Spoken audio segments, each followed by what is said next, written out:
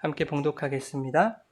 옛 사람에게 말한 바 살인하지 말라. 누구든지 살인하면 심판을 받게 되리라 하였다는 것을 너희가 들었으나 나는 너희에게 이르노니 형제에게 노하는 자마다 심판을 받게 되고 형제를 대하여 나가라 하는 자는 공회에 잡혀가게 되고 미련한 놈이라 하는 자는 지옥불에 들어가게 되리라.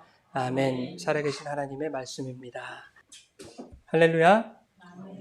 하나님 아버지와 예수 그리스도로부터 오는 은혜와 평강이 이 시간 여러분 가운데 함께 하시기를 예수님의 이름으로 축원합니다. 아멘. 오늘 말씀 나눌 텐데요. 오늘 살인하는 자 거기서 나오지 못하리라 라는 제목으로 다소 살벌한 제목으로 여러분들과 말씀의 은혜를 나누겠습니다. 오늘 본문 말씀을 강해하기 위해서 우리가 지난 2주 동안 배경 설명을 해드렸거든요. 그 내용을 우리가 좀 정리해보고 조금만 더 구체화한 후에 오늘 본문을 조금 살펴보려고 합니다. 다는 아니고 21절, 22절까지만 이렇게 보려고 해요. 오늘 본문의 윗단락이 어떤 내용이었죠, 여러분? 예수님은 구약의 율법을 폐하러 오신 것이 아니라 완전하게 하시기 위해서 오셨다. 이제 여러분들이 대답을 하셔야 돼요. 그렇죠? 네, 검사하는 거예요. 우리 계속 반복하는 거예요. 구약의 율법이라는 것이 우리에게 요구하는 게 뭐였습니까, 여러분? 구약의 율법이 뭘 말하는 거였어요? 너희들이 하나님의 법을 다 지켜서 행해야만 구원받는다. 이걸 우리에게 요구했단 말이에요. 그런데 인간은 그게 가능해요, 불가능해요? 불가능하죠. 예. 예, 이 세상의 도덕이나 윤리조차도 우리가 완전하게 지켜낼 수 없는데 어떻게 완전하신 신이신 그 하나님의 법을 인간이 다 지켜 행할 수 있겠습니까? 불가능한 일이죠. 그래서 이 성경의 율법은 그 율법을 다 지켜 행할 수 없는 불가능한 인간을 무엇으로 규정했다? 죄인이다. 너희들 율법 지키지 못하니까, 하나님 말씀대로 행하지 못하니까 너희들은 죄인이다 라고 규정을 했어요. 그 죄인의 결국이 뭐였습니까? 영원한 사망에 처해질 것이다. 이렇게 사형 선고를 해버렸다고요. 하나님의 말씀이. 그러므로 인간으로서는 율법을 완전하게 행할 수 있는 사람이 없다는 겁니다. 그런데 예수님이 그 율법을 완전하게 하시기 위해서 오셨다는 거죠. 어떻게 완전하게 하십니까? 구약의 율법을 다 지켜 행하심으로 완전하게 하시겠다는 것이 아니었죠, 여러분. 오해하시면 안 돼요. 예수님은 신이란 말이죠. 그 신이 율법으로부터 죄인이라고 규정당한 그 인간의 모습으로 이 땅에 오셨다는 것 자체부터가 뭡니까? 율법을 범하시는 거예요. 그죠? 전지전능하시고 선하신 그 신이 자신의 전능함으로 죄가 되셨단 말이에요. 이건 말이 되지 않는 얘기예요. 그죠? 이 말도 안 되는 이야기가 우리에게 펼쳐진 거예요. 예수님은 죄인과 세리와 창녀들을 찾아다니시면서 그들과 먹고 마시기를 즐겨 하셨습니다. 그것은 율법에서 철저히 금하고 있었거든요. 부정한 자들하고 상종하지 말라고. 심지어 예수님은 안식일도 밥 먹듯이 범하셨죠. 안식일에 일하면 안 된다 라고 하는 그 말씀을 범하셨단 말이에요. 따라서 예수님이 율법을 완성하시는 방법은 그 구약의 율법을 다 지켜 행하심으로 완성하시겠다는 것은 아니었습니다. 야, 내가 다 지켜 행해서 너희들에게 본을 보여줬으니까 그리스도인들이여 나를 본받아라, 나를 따르라 하면 우리는 다 죽는 겁니다, 여러분. 우리는 그게 안 되는 사람들이에요.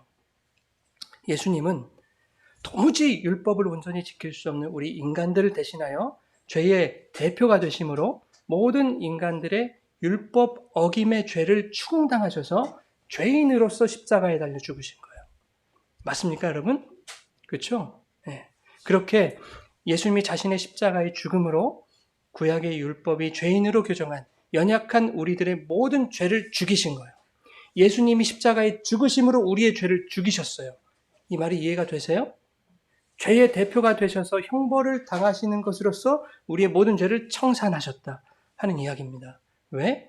더 이상 죄의 존재가 아니라 생명의 존재로 살게 하시기 위해서.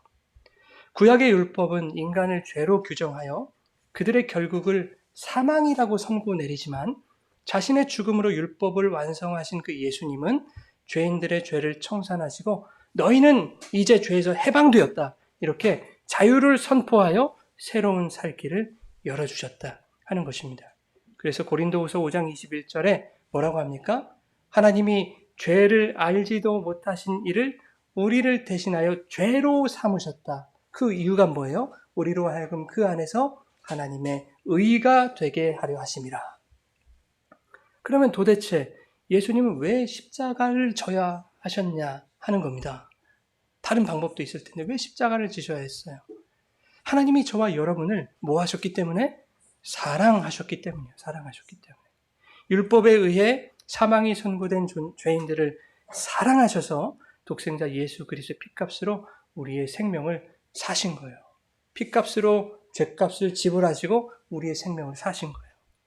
로마서 5장 8절에 우리가 아직 죄인 되었을 때 그리스도께서 우리를 위하여 죽으심으로 하나님께서 우리에게 대한 자기의 사랑을 확증하셨다 그래요. 예수님의 죽으심은 하나님의 사랑의 확증입니다. 누구에 대한? 우리에 대한. 그래서 로마서 13장 10절에 율법의 완성이 뭐라고 해요? 사랑이더라. 이렇게 말하고 있는 것입니다. 집사님 말씀 쭉쭉 내려가고 있죠? 네. 본문 쭉쭉 내려가야 돼요. 로마서 5장 8절까지 왔습니다. 자, 근데 이 사랑은 우리 인간들이 개념 짓는 그런 사랑을 말하는 것이 아니죠. 우리 지난 시간 얘기한 겁니다. 성경이 말하는 사랑은 우리가 인간 세상에서 사랑하는 그런 사랑이 아니란 말이에요. 선한 사마리아인의 비유를 통해서 몇 차례 우리가 이렇게 말씀을 나눴죠. 제사장, 레위인, 그 율법인들이 강도 만난 자를 피하여 도망가더라 그 말이에요. 율법은 형제를 사랑하라고 그러는데 그 율법인들이 형제를 피하더라. 그런데 그 율법이 혐오하던 사마리아 사람이 내려와서 목숨 걸고 내려온 거죠. 돌 맞아 죽을 수도 있잖아요. 목숨을 걸고 내려와서 강도 만난 자의 이웃이 되어주고 사랑을 실천하더라. 그런데 율법교사야, 강도 만난 자가 누구일까? 라고 물어보시는 내용입니다. 그 강도 만난 자는 과연 누구일까? 바로 율법교사 너라는 거 아니겠습니까? 이웃이 되는 일, 사랑을 실천하는 일은 너희 율법인들이 할 수 없는 것이다 를 가르쳐 주신 거예요. 율법으로, 인간의 행함으로는 진정한 사랑을 행할 수 없다라는 것을 말합니다. 오히려 너는 너의 이웃으로 찾아오신 예수 그리스도의 그 사랑을 입어야 하는 존재야. 그럼 네가 누구를 사랑하겠다는 말이야. 아니, 너는 그 사랑이 불가능한 자야. 그러니 그 사랑으로 오신 예수 그리스도의 사랑을 입어야지. 이걸 말씀하시는 것이 사마리아인의 교훈이었다 하는 겁니다. 뒤에서도 언급하겠지만 성경이 요구하는 사랑은 어떤 목숨이냐면 단순한 성경이 요구하는 사랑은 어떤 사랑이냐 하면 우리 목숨, 자기 목숨을 포기하는 사랑이에요. 내 목숨을 내어주는 사랑. 배려하고 희생하고 인내하고 하는 그런 세상적인 개념에서의 사랑을 초월합니다. 뛰어넘습니다. 여러분, 목숨을 내어주는 그 사랑이 여러분들이 가능하십니까? 나는 목숨을 내어줄 수 있다. 사랑을 위해서. 물론 내 자식을 위해서는 할 수 있겠죠. 그런데 조금만 영역을 넓혀보세요. 내 부모를 위해서 난 목숨을 내놓을 수 있다. 예, 박수를 쳐드리겠습니다. 내 형제 자매를 위해서 할 수 있겠습니까? 어렵죠. 그런데 그렇게 내 가족, 내 형제 자매를 위해서도 목숨이 내려지질 않는데 어떻게 이웃을 위해서 내 목숨을 내려놓을 수 있다라고 하는 거죠? 그건 불가능한 거예요. 어떤 분들이 이렇게 반박을 해요. 선한 사마리아인의 비유 마지막에 예수님이 이렇게 말씀하셨다는 거예요. 야, 선한 사마리아인이 강도 만난 자를 도왔지, 사랑을 베풀었지. 그러면 너도 이와 같이 행하라 이렇게 말한단 말이에요. 그렇죠? 율법교사에게. 이것은 무슨 뜻이에요? 율법교사야, 너도 열심히 하면 나 같은 그 사랑을 행할 수 있어 라는 가능성을 보시고 그렇게 말씀하신 것입니까? 그렇지 않더라 하는 거예요. 그것이 불가능하다라는 것을 알려주시는 거예요. 행해봐라. 자, 한번 해봐. 어디 한번 되는지 해보란 말이야. 이런 뜻으로 말씀하신 거예요. 출애굽기 19장에서도 하나님이 이렇게 말씀하셨어요. 너희가 내 말을 잘 듣고 지켜 행해야 내 백성이다. 그렇게 말씀하셨죠? 그런데 얼마 지나지 않아서 그 이스라엘 백성, 선택받은 하나님의 백성들이 뭘 만들었어요? 금송아지를 만들었어요. 우상을 만들었어요. 그 우상에다 대놓고 뭐라고 했느냐면 이분이 우리를 애굽에서 이끌어내신 하나님이다. 이렇게 얘기를 했단 말이에요. 그런데도 하나님이 그들을 버리셨습니까? 버리지 않으셨어요. 그들 곁에서 끝까지 이웃이 되어 불기둥과 구름기둥으로 그들을 인도하시죠. 왜? 하나님이 연약한 죄인들을 사랑하시기 때문에. 요한복음 15장 12절과 17절인데요. 우리 같이 한번 읽겠습니다. 내 계명은 곧 내가 너희를 사랑한 것 같이 너희도 서로 사랑하라는 이것이니라. 여기까지. 예수님이 우리에게 주신 계명은 뭐래요? 서로 사랑하는 것이다. 사랑이에요. 내가 사랑으로 율법을 완성했듯이 너희도 그 사랑으로 서로 사랑하라는 거죠. 이게 무슨 말이에요? 너도 이와 같이 행하라. 율법교사에게 했던 그 말씀이라고요. 너희들이 할 수 있으니 한번 해보거라가 아니라 너희가 할 수 있나 한번 해봐. 어디 한번 해봐. 이와 같이 행하라. 이런 뜻이에요. 그러면 이 말씀이 예수님처럼 사랑하는 것이 우리에게 가능하단 말이 아니죠. 그죠? 조금 전에 불가능하다고 했습니다. 그런데 아직도 가능하다고, 그것이 가능하다고 생각하시는 분들은 이제 13절 한번 같이 보세요. 13절 시작. 친구를 위하여 자기 목숨을 버리면 이 큰 사랑을 할 수 있으십니까, 여러분? 안 되잖아요. 친구와 이웃을 위하여 목숨을 버릴 수 있는 분이 몇이나 되겠어요. 간혹 그런 성인 군자들이 세상에 나타나기는 합니다. 그렇다면 그럼 몇 사람만 구원받는다는 얘기입니까? 그렇지 않잖아요. 그럼 보십시오. 선한 사마리아인의 이야기가 어떤 질문으로 시작되는지 우리 알아야 됩니다. 율법교사가 예수님에게 뭘 질문했는가 하면, 예수님 선생이시여, 내가 무엇을 해야 영생을 얻을 수 있습니까? 나 뭘 해야 구원받을 수 있죠? 이런 질문으로 시작하는 것이 선한 사마리아인의 비유예요. 그 결론이 뭐였습니까? 그 이야기의 결론. 뭐 해야 영생 얻냐고? 영생은 말이지 네가 사랑을 해서 얻어지는 게 아니야. 네가 사랑을 행해서 되는 것이 아니라 너의 이웃으로 오신 예수님의 사랑을 네가 받기만 하면 되는 거야. 그게 영생이지. 예수님이 그렇게 말씀하시는 것이죠. 방금 읽은 13절에서 사람이 친구를 위하여, 이웃을 위하여 목숨을 버리는 것보다 큰 사랑이 없다고 말씀하고 있어요. 이것은 목숨 걸고 유대 땅에 내려오셔서 사랑을 실천하신 그 사마리아인이 모형하고 있는 예수 그리스도의 사랑을 말하고 있는 거예요. 그런데 이어지는 14절에 예수님이 또 이렇게 말씀하세요. 14절 한번 읽어보겠습니다. 너희는 내가 명하는 대로 행하면 곧 나의 친구라. 무슨 말이에요? 너희도 목숨을 내어주는 그 사랑을 행할 수 있다는 얘기입니까? 아니라니까요, 여러분. 자꾸 여러분에게서 가능성을 찾지 마십시오. 여러분 그 사랑 행할 수 없어요. 예수님이 이렇게 말씀하시는 거예요. 그 사랑 한번 해봐. 그게 되는지 한번 해봐. 안 된단 말이야. 를 말씀하시기 위한 거예요. 그래서 15절에 이렇게 말씀합니다. 15절 시작. 이제부터는 너희를 종이라 하지 아니하리니 종은 주인이 하는 것을 알지 못함이라. 너희를 친구라 하였느니 내가 내 아버지께 들은 것을 다 너희에게. 아멘. 불가능한 너희를 누가 친구로 이웃으로 삼아주셨다는 얘기예요. 인간의 종교적 열심이나 신앙적 행함으로 너희들은 불가능하기 때문에 예수님이 우리를 찾아오셔서 친구 삼아주셨다는 얘기예요. 16절이 이것을 뒷받침해주고 있어요. 16절 뒤에 나옵니다. 파란 글씨 한번 읽어보겠습니다. 파란 글씨만. 너희가 나를 택한 것이 아니요 내가 너희를 택하여 세웠으니. 너희가 나를 사랑의 대상으로, 이웃의 대상으로 택한 것이 아니라 내가 너희의 이웃으로 찾아왔다 라고 말하는 것입니다. 그리고 이제 17절을 읽어보십시오. 시작. 내가 이것을 너희에게 명함은 너희로 서로 사랑하게 하려 함이라. 여러분, 이것이 아직도 우리가 그 사랑을 할 수 있다는 것으로 그렇게 읽혀지십니까?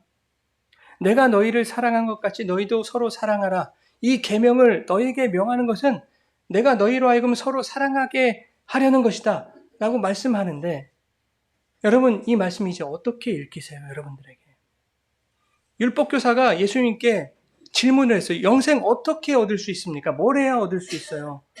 그때 예수님이 뭐라고 질문하셨습니까?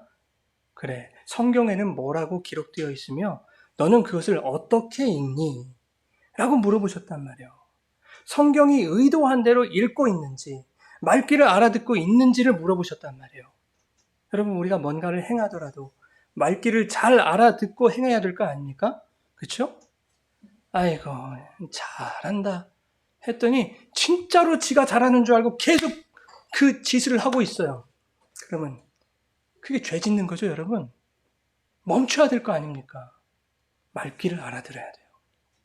그러니까 목숨을 건 그 사랑은 자신을 십자가에 매달아 우리의 죄를 속하신 예수 그리스도의 사랑을 말씀하시는 것임을 알아듣고 그 사랑의 실천이 우리에게서는 결코 나올 수 없다는 것을 우리가 깨달을 때, 야, 도대체 예수님은 왜 나 같은 자를 이웃으로 찾아오셔서 당신의 십자가 보혈로 나를 구원하시는 그 사랑을 실천하셨을까?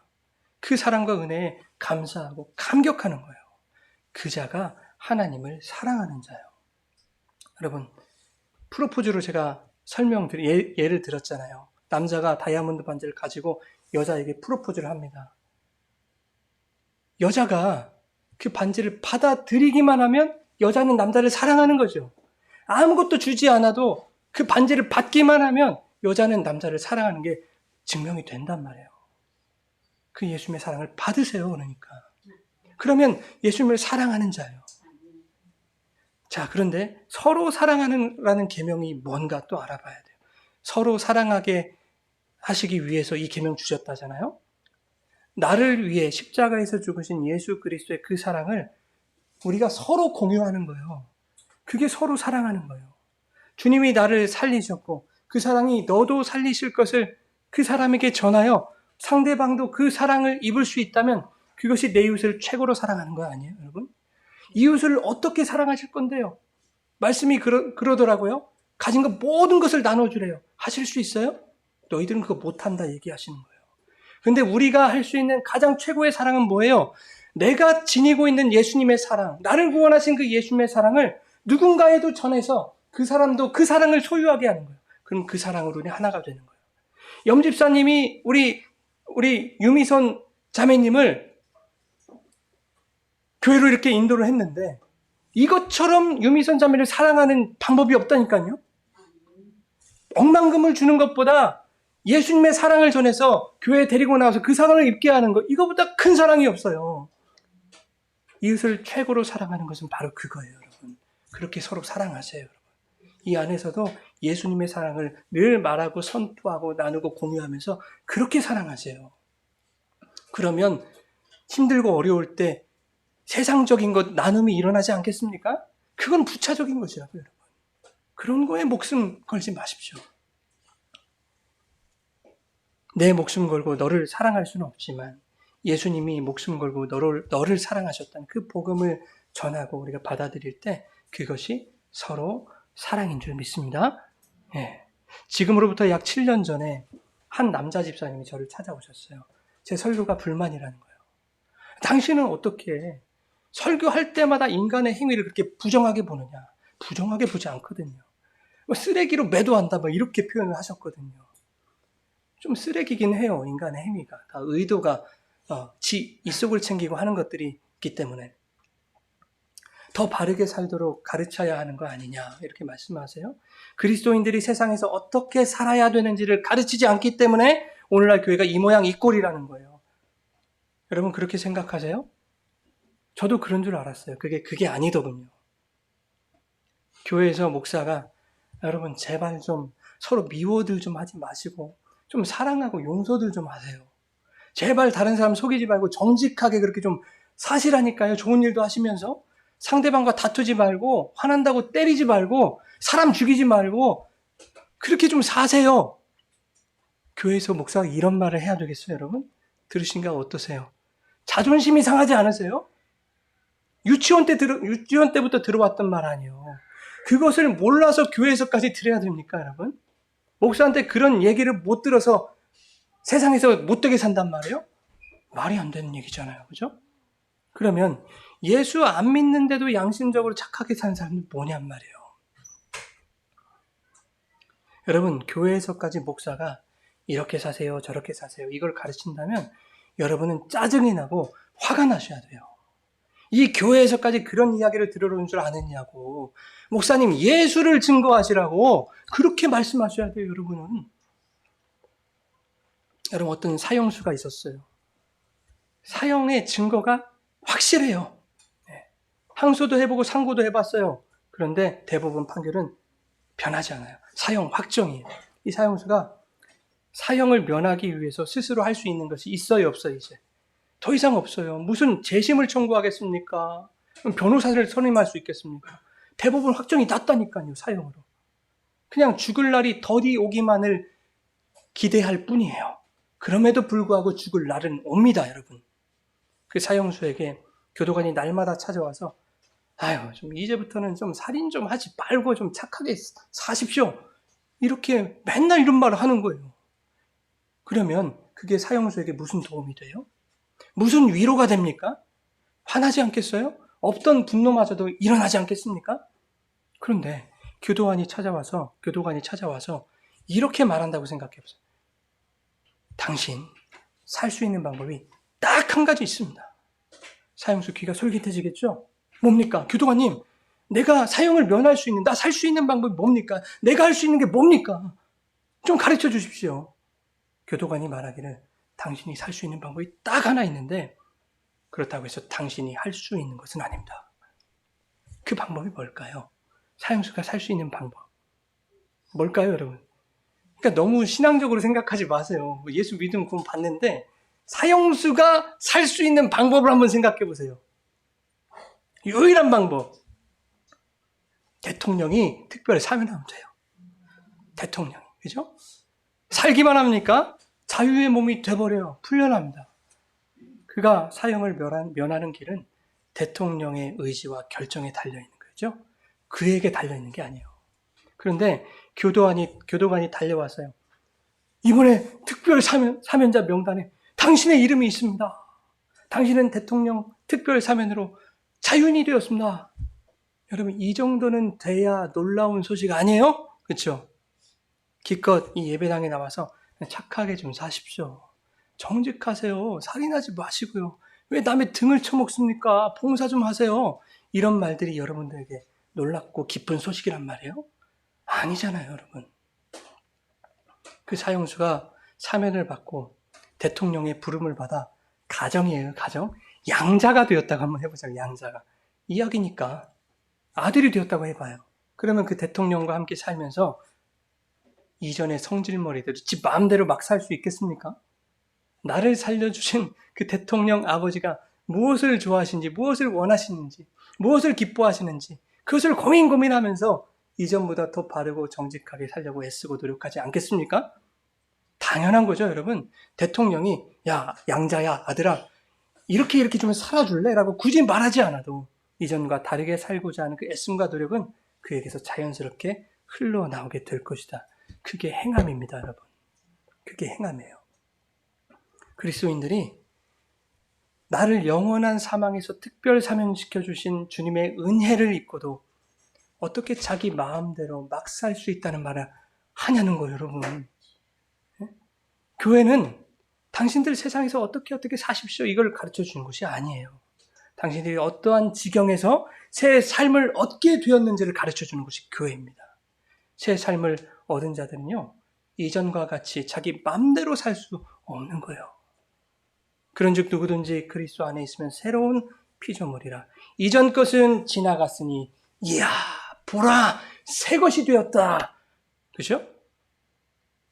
이 벅차고 감격적인 복음에 놀라고 감탄하며 눈물을 흘리고 기뻐하는 것이 이 교회인 줄 믿습니다. 어떻게 살아야 하는지를 가르치지 않기 때문에 이 교회가 이 모양 이 꼴이다? 여러분, 그렇지 않아요. 주님의 구원의 은혜가 뭔지를 모르기 때문이에요. 자기 아들을 십자가에 죽이시고 나를 양자 삼아주신 그 경이로운 하나님의 사랑을 경험해 본 적이 없기 때문이에요. 그래서 막 사는 거예요, 자기 마음대로. 그들은 여전히 종교라는 감방 안에서 어떻게 하면 내 힘으로 내가 원하는 것을 얻을 수 있을까를 생각하며 사형수라고 하는 그 변하지 않는 신분을 입은 채 그저 죽음을 향해 달려가고 있을 뿐입니다. 여러분, 사형수가 아무리 잘 살아보세요. 그 안에서. 그죠? 아무리 모범수가 되어보세요. 사형수가 모범수여도 자기 사형을 뒤집을 수 없단 말이에요. 그 행위가 뭐가 중요해요, 거기서. 자, 이제 오늘 본문 들어가려고 하는데요. 앞서 말씀드렸듯이 오늘 본문 이전의 말씀은 예수님이 당신의 생명을 내어주는 그 사랑으로 율법을 완성하셨다라는 내용이었어요. 오늘 본문 이전의 말씀.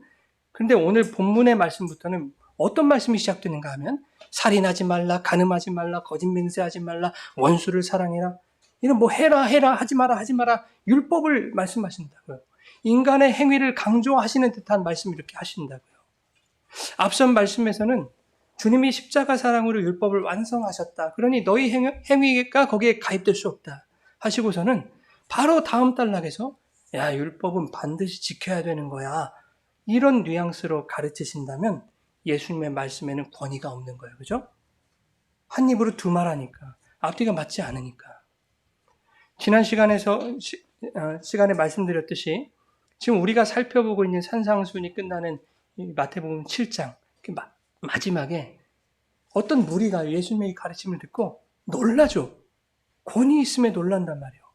바리새인과 서기관들에게선 받을 수 없었던 그 권위를 느끼고 놀라움을 느꼈어요. 왜 그랬을까요? 그 이유가 뭘까요? 바리새인이나 서기관들도 가르쳤던 그 율법, 살인하지 말라, 간음하지 말라 그런 것들, 이러한 율법이 예수님의 가르침을 통해서 전혀 다른 맥락으로 지금 전해지고 있더라는 겁니다. 살인하지 말고 간음하지 말아야 된다는 것이 여러분 그게 뭐가 대단한 놀라운 일이에요. 유치원생들도 다 아는 건데 예수님이 가르치신 내용은 뭔가가 달랐기 때문에 그 말씀에서 권위를 느끼고 놀라움을 금치 못했다라는 것이죠. 본문 21절 22절입니다. 우리 함께 읽겠습니다. 옛사람에게 말한 바 너희가 들었으나 나는 너희에게 이르노니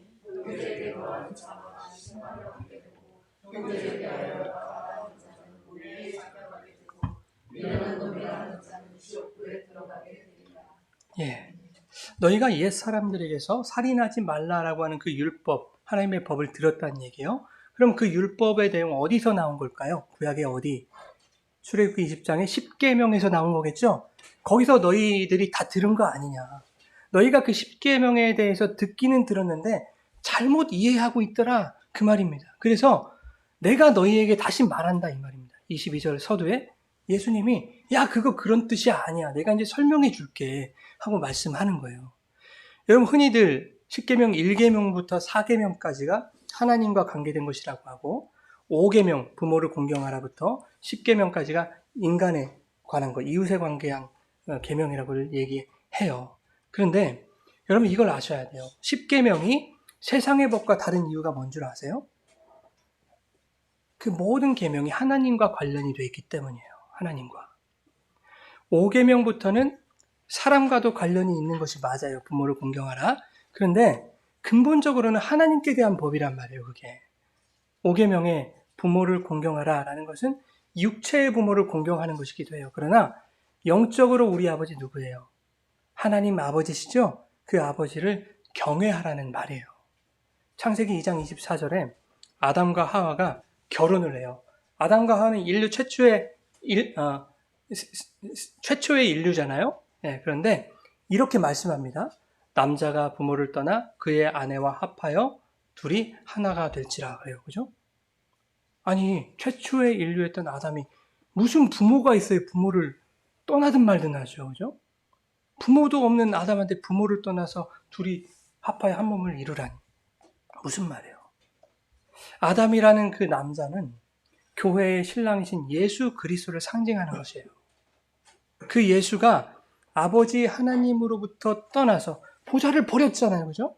천국 보좌를 떠나서 신부인 교회와 한 몸을 이루는 것을 말하고 있는 거예요. 그 예수와 교회가 연합하여 한 몸을 이루는 것, 그것이 구원인데 그 구원이 어떻게 일어난 것인가 하면 하나님이 자기 아들 예수 그리스도를 하늘의 보좌로부터 떠나보내셨다 하는 겁니다. 그 아들은 아버지의 그 뜻에 순종하여 하늘의 영광을 버리고 죄인인 우리 이 교회들을 아내로 맞이하셨다 하는 내용인 거예요, 여러분. 출애굽기 20장 12절에 부모를 공경하라. 그리하면 내 하나님 여호와가 내게 준 땅에서 내 생명이 길리라. 이렇게 말씀하고 있죠. 자, 여러분, 육체의 부모를 공경하십시오. 그것도 말씀하시는 거예요. 그런데 생각해 보세요. 그 육체의 부모를 잘 섬기면 여러분의 생명이 연장됩니까? 장수합니까? 복 받습니까? 아니던데요. 제가 볼 때는 못된 것들이 더 떵떵거리고 오래 살더라고요.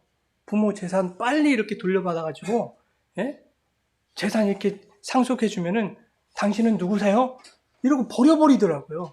그 돈 가지고 호의호식 하더라고요. 그리고 오래 살아요. 또 좋은 거 많이 먹어가지고. 효자 효녀들은 어떤 줄 아세요? 고생만 해요. 제가 우리 아버지 어머니 봐서 알아요. 치매 노인이 집 나가면요, 누가 개고생하게 해요? 치매 노인은 모른다니까요. 자기가 고생하는지도 몰라요. 그런데 딸하고 자기가 막 찾으러 다니는 거예요. 새벽 내내. 날 새도록. 그것도 한두 해면 해볼만 하죠. 10년이 훌쩍 넘는 세월. 고생도 그런 고생이 없는 거예요. 그렇게 그런 고생만 하면서 장수한들, 여러분 그게 복이겠어요? 생각해 보시라고요. 그런데 이 말씀을 이렇게 한번 해석해 보세요.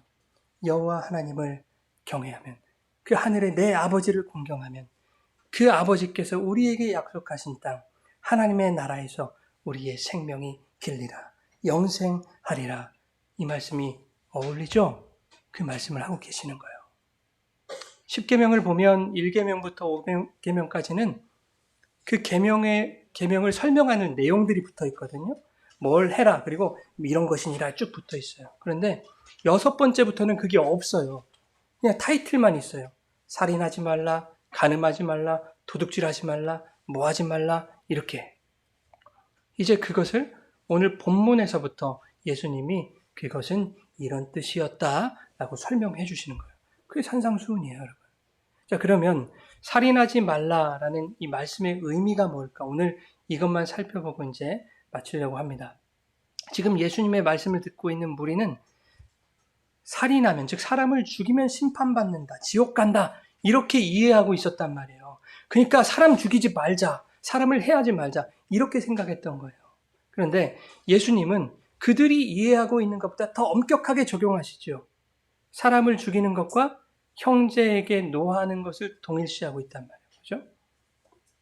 형제에게 노하는 자마다 심판을 받게 된다 말씀하시고, 형제에게 라가라 하는 자, 무슨 말이냐면 바보 멍텅구리라고 형제를 조롱하는 자, 그들은 잡혀가게 될 것이고, 또 형제에게 미련한 놈이라고 이렇게 손가락질로 욕하는 자는 지옥불에 들어가게 될 것이다, 이렇게 말씀합니다.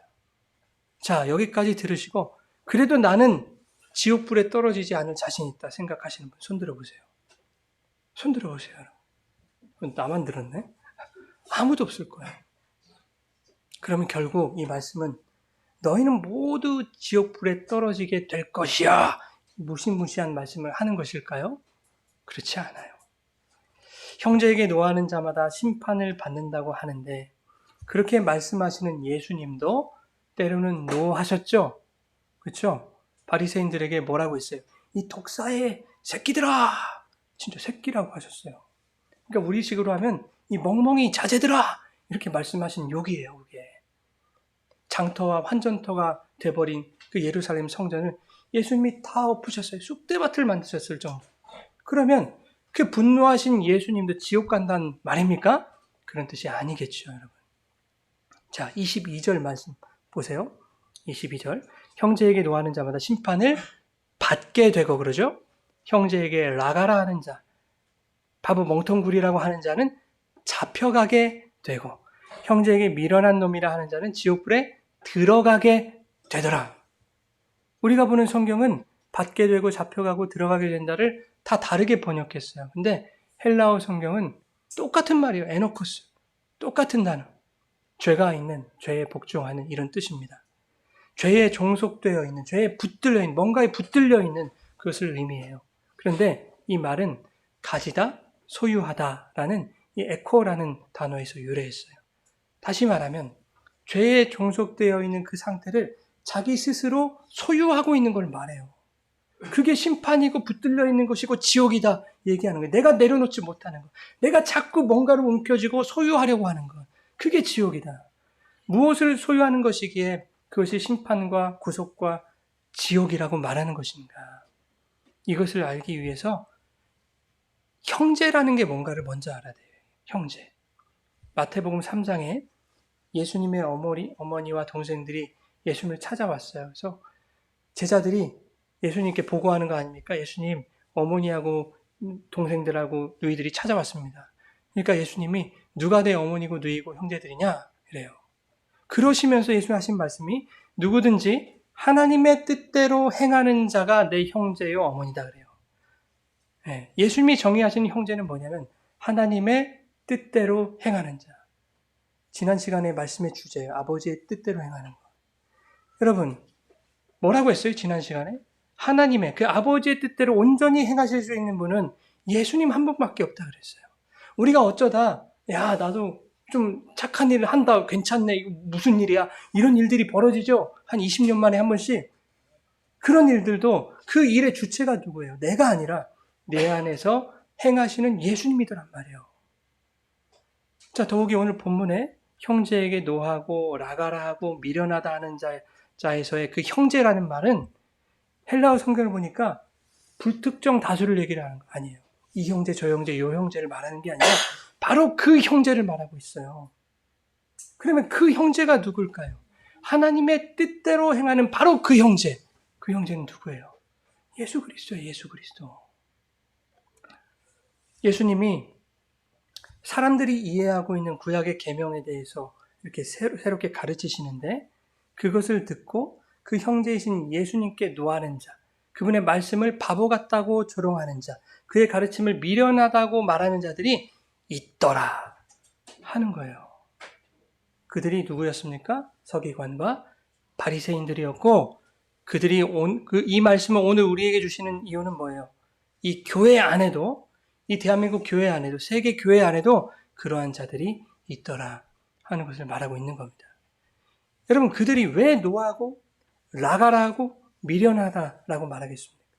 자기들이 이해하고 있던 율법의 해석과 다르기 때문이죠. 예수님의 가르침이. 자기들이 이해하고 행했던 그 율법 지킴이 여전히 의로운 것이라고 생각하기 때문에요. 이것만은 내가 놓을 수 없어. 자기들처럼 그렇게 열심히 율법 지키는 자들이 구원받은 자들이라고 생각하기 때문에요. 이렇게 행해야 구원받은 자지라고 하는 자기 의를 붙들고 있는 것, 그것을 소유하는 것, 그것을 내려놓지 않는 것. 열심히 율법을 지키고 행하는 것을 의로 소유하는 것이 바로 심판과 지옥 안에 스스로를 붙들어 놓는 것임을 오늘 본문이 말씀하고 있어요. 그런 의로는 결코 천국에 들어가지 못한다라고 말씀하신 것이 오늘 본문 바로 윗절에 5장 20절 말씀이에요. 뭐라고 했냐면 너희 의가 서기관과 바리새인들보다 더 낫지 못하면 결코 천국에 못 들어간다고 하셨거든요. 이게 무슨 말이었냐면 서기관과 바리새인의 의보다 더 나은 의가 있어야만 구원받는다. 그들이 생각하는 율법 지킴의 그 행위의 의로움과는 완전히 다른 종류의, 차원이 다른 종류의 의가 아니면 천국에 들어가지 못한다. 그런데 그 의가 뭐라는 거였어요? 로마서 3장 22절에 예수 그리스도를 믿음으로 말미암아 모든 믿는 자들에게 미치는 차별이 없으신 하나님의 의다. 우리의 행함이 아니더란 거예요. 여러분 구원은 우리의 행함으로 얻는 것이 아닙니다. 오직 예수 그리스도를 믿음으로 구원받는 거예요. 인간의 행위가 중요하지 않다는 것이 아니라 여러분의 구원이 오직 믿음으로 주어진다는 것을 말하고 있는 거예요. 그것을 모르시는 분이 계세요, 여기? 처음 나오신 분은 어쩔 수 없지만 예수님을 믿음으로 구원받는다는 말을 모르시는 분이 계시냐고요. 없단 말이에요. 대부분 개신교회에서 예수를 믿어야 구원받고 천국 간다고 하는데 새삼스럽게 오늘 본문 가지고 왜 그 얘기를 꺼내고 있는가? 안타깝게도 믿음으로 구원받았다고 말하는 사람들이 야 나는 예수 믿었으니까 구원 받았잖아. 이미 난 구원은 따놓은 당상이니까 이제는 열심히 선을 행하고 뭐 이렇게 구제도 하고 봉사도 하고 해가지고 내 복을 좀 챙겨야 되겠다. 하나님한테 떡고물 하나 받아야 되겠다. 이런 신앙으로 변질되어 가고 있더라는 거예요. 이 기독교가. 내 힘과 능력으로 불가능했던 그 구원에 감사하고 감격하여서 자연스러운 삶의 반응으로 나타나는 그런 행위가 아니라, 예배적 행함으로 나타나는 행위가 아니라, 뭔가 열심히 신앙생활하면 하나님을 감동시켜서 떡 하나 받을 수 있겠지. 이런 기복적인 마음으로 종교 생활을 하더라. 그러한 기복을 추구하는 것을 여러분 우리의 신앙이라고 하지 않아요. 그것을 죄라고 합니다. 성경은. 그들은 예수 그리스도의 구원과 독생자를 십자가에서 죽이시면서까지 우리를 사랑하신 하나님의 사랑이 얼마나 크고 위대한 은혜인지를 경험하지를 못하는 거예요. 그들이 바로 살인하는 자라고 오늘 본문이 말씀하는 겁니다. 그런 사람들이 제 설교를 들으면 죽겠죠. 아주 죽을 맛이겠죠. 저를 얼마나 죽이고 싶겠어요. 나는 열심히 봉사하고 착한 일 많이 해서 하나님께 인정도 받고 말이죠. 복도 받아야 되는데 그것이 아니라고 하는 이 인간의 설교에, 이 인간이죠, 분노하겠죠. 바보 멍청이라고 조롱하겠죠. 미련한 가르침이라고 욕하겠죠. 이 복음이. 이렇게 복음을 거부하는 자가 예수를 살해하는 자예요. 여러분. 그 살인하지 말라는 거예요. 여러분. 그들은 결코 자신이 만든 그 지옥에서 빠져나올 수 없다. 라고 오늘 본문이 엄중히 우리에게 경고하고 있어요. 여러분, 어떤 종교든 그 종교의 가르침에 대한 깨달음이 경지에 오르잖아요. 그러면 모든 종교가 비슷해 보여요. 얼마 전에 말씀드렸잖아요. 그런데 디테일이 달라요. 디테일이. 이제 어떻게 다른지 그것을 한번 들어보시고 예배를 마치려고 해요.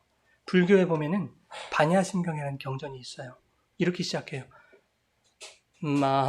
이렇게 하면 안 되지. 교회에서 마하바냐 바라밀다 관자재부살, 그러죠? 무슨 뜻입니까? 마하바냐, 큰 지혜라는 거거든요. 마하바냐는 큰 지혜. 우리 교회식으로 하면 그 지혜가 누구예요? 그리스도가 지혜잖아, 예수님이. 그 지혜.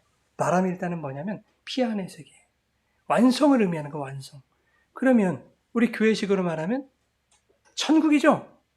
구원의 완성. 그래서 마하바냐 바라밀다는 큰 지혜의 완성이라는 뜻이에요.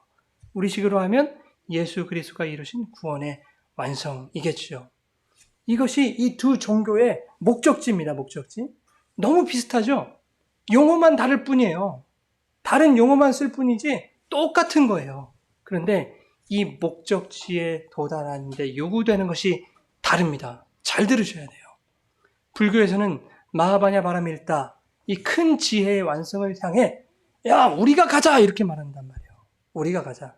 이것이 반야심경 맨 마지막 구절이에요. 아제 바라아제 들어보셨죠? 강수현 머리 빡빡 깎고, 그죠? 아제 바라아제 바라승 아제 모지사바하 그런단 말이에요. 이게 무슨 뜻이냐면 가자. 저 피안의 세계를 우리 함께 가자. 우리가 함께 가자는 거예요. 그것이 이루어지리라. 이게 소망을 담고 있어요.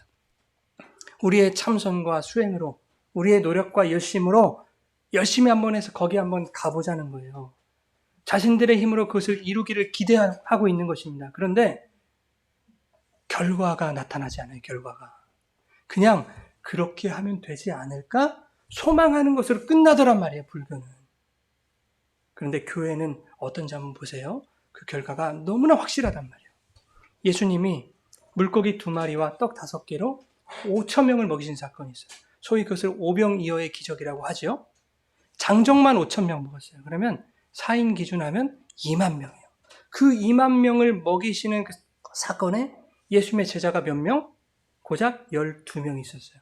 그 12명이 그 2만 명이라는 사람에게 떡도 나눠주고 물고기도 나눠주고 남은 것은 광주리에 또 걷어다가 채우고 이렇게 했단 말이에요. 예수님이 행하신 그 놀라운 기적 가운데 제자들이 무엇으로 동원이 된가요? 행동대원들로 지금 동원이 되고 있는 거예요. 그러면 얼마나 어깨가 으쓱해졌을까요? 저라도 그랬을 것 같아요. 아니, 모든 인간은 다 그랬을 거예요. 마치 자신들이 행한 것처럼 기고만장하지 않았을까요? 야, 말이지, 우리가 나눠줬잖아. 우리가 없었으면 어쩔 뻔? 그쵸? 우리도 이 기적에 도움이 되었어, 일조했어 라는 그 기고만장함이 들어왔을 것이라고.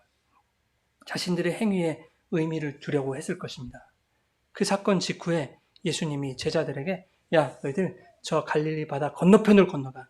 즉시 건너가 재촉하셨어요. 그게 뭐 어려운 일입니까? 제자들 중에는 갈릴리 바다에서 나고 자란 잔뼈가 굵은 어부들이 많았다고요. 식은 죽 먹기죠. 제자들은 열심히 노를 저었습니다. 야, 건너가자! 건너가자! 우리 함께 힘을 모아서 노를 저어서 우리가 한번 건너가 보자! 그런데 바람이 거스르고 파도가 일렁이니 앞으로 나아가질 않는 겁니다. 그 바다에서 잔뼈가 굵은 그들의 경험과 능력이 무용지물이 되는 순간이에요. 그때 누가 나타나세요?